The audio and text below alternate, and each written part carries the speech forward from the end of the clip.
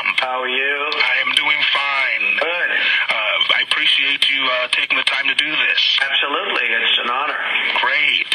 Well, I have three parts to this interview. The first few questions will be about the match, and then some about your business relationship with Vince McMahon, and then a little bit about your athletic background. I did some digging and found out that you're actually quite an athlete yourself.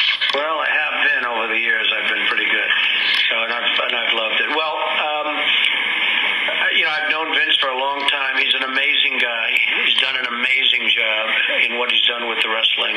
Absolutely amazing. And Vince wanted to fight me, and I said, okay. And then he decided rather than us fighting, we will do something great for theater. Now, I also understand, I just see the ratings are the highest they've had since for over a year and a half. Wow. Mm-hmm.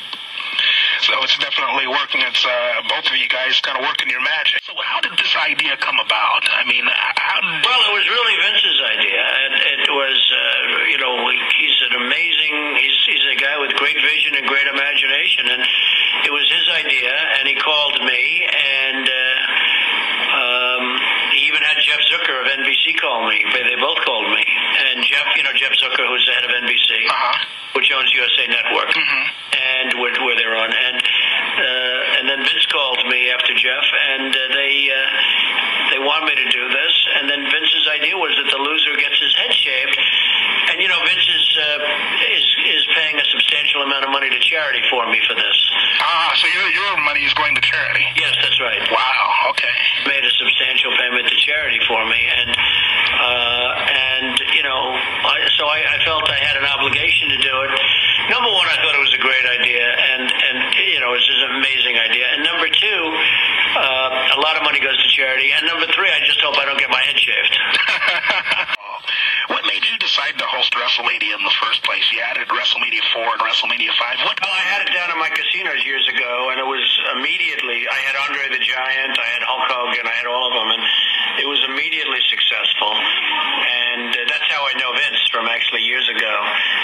So that's when you first met him, was when you were preparing for WrestleMania 4? Right, and he hasn't changed an inch. He's still an amazing person, amazing guy. And obviously, interesting enough, that you decided to do it again, and had WrestleMania 5 right there in the same venue. Well, we did so well with it, and we really had a big success. But I think this will be the big success of all of them, frankly. I think this will blow everything away. There won't be anything to compete with what we're doing now.